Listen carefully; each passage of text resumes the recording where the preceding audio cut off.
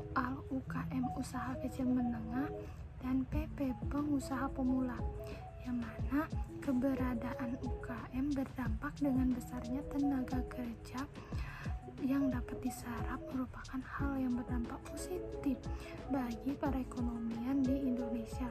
Adapun peranan pemerintah, perguruan tinggi, pengusaha besar dan UKM itu sendiri dalam pengembangan menjadi pengusaha yang lebih besar.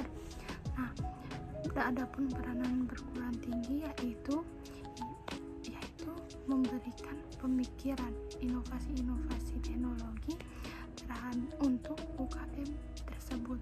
Lalu untuk pengusaha besar, peran pengusaha besar yaitu ia memberikan pelatihan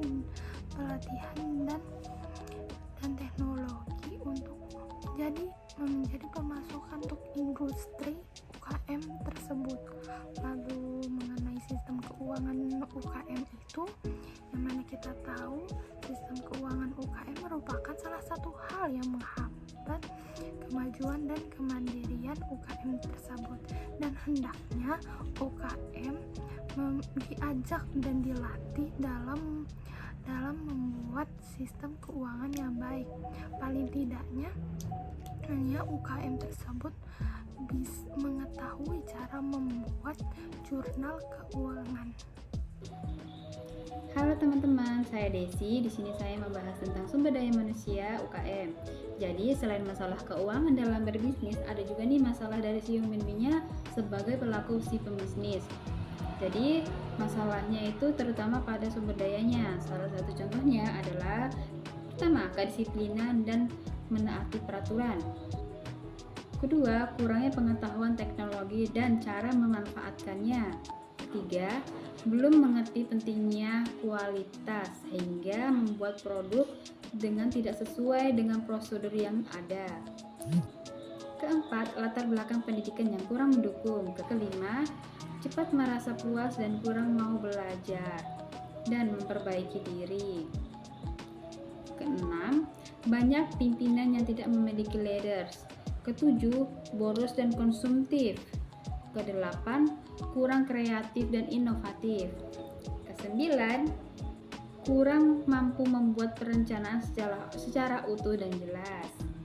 10. Belum mengerti konsep tentang perancangan dan konsep perencanaan produk. Oke, baik teman-teman, tadi kita sudah membahas tentang sumber daya manusia UKM. Nah, sekarang kita akan membahas atau masuk ke dalam materi tentang model pengembangan UKM dan pengusaha pemula.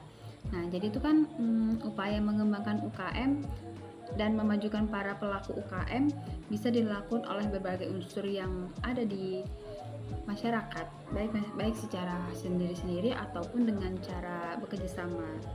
Nah, adapun unsur-unsur yang dapat berkiprah dalam memajukan para pelaku UKM tersebut itu antara lain misalnya yang pertama, pemerintah pusat atau daerah yang mempunyai kepentingan dalam memajukan pelaku UKM misalnya. Terus yang kedua, institusi pendidikan atau perguruan tinggi. Terus yang ketiga, lembaga bank yang mempunyai tujuan untuk menyalurkan kreditnya sekaligus sebagai lembaga intermediasi dalam bidang keuangan misalnya kayak gitu. Dan juga itu lembaga swadaya masyarakat atau biasanya disingkat dengan singkatan LSM yang khususkan bergerak dalam pembinaan UKM atau biasa juga yang sifatnya itu pribadi. Oke, jadi itu saja materi dari saya tentang dua materi ini, tentang sumber daya manusia UKM dan juga model pengembangan UKM dan pengusaha pemula. Materi selanjutnya akan disampaikan oleh rekan saya. Hai, saya Hanisa. Di sini saya akan melanjutkan materi tentang pemerintahan di dalam UKM.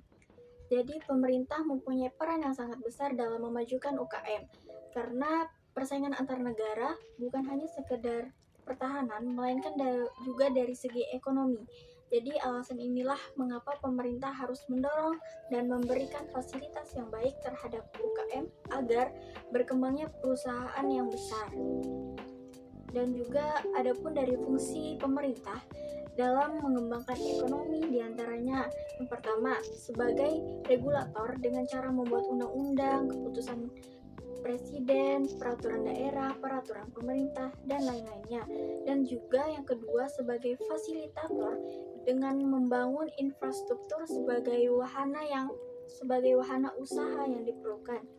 Yang ketiga sebagai pemerintahan melalui Menteri Keuangan dan juga Bank Indonesia dengan membuat kebijakan bunga daerah. Dan yang terakhir sebagai motivator tentang pentingnya menjadi pengusaha yang besar. Dan di sini saya akan melanjutkan tentang institusi keuangan. Nah, terdapat institusi keuangan memiliki kebijakan-kebijakan diantaranya yaitu yang pertama memberikan bimbingan terhadap UKM dalam masalah keuangan. Yang kedua, meningkatkan penyaluran, mempermudah dan mempercepat proses bagi pengusaha yang pemula. Yang ketiga, memberikan penyuluhan untuk menyangkut masalah-masalah seperti di pasar, teknologi, dan lain-lainnya bagi UKM. Yang keempat, memberikan pelatihan dan bimbingan terhadap manajemen perusahaan.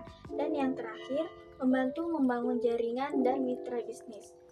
Terima kasih, itu saja saya alihkan kepada teman saya sendiri.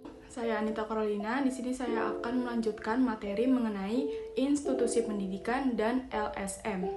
Apa sih institusi pendidikan itu? Nah, untuk menjadi dan melahirkan para entrepreneur tentunya dibutuhkan pendidikan seperti perguruan tinggi, sekolah kejurusan, kursus, dan lain sebagainya.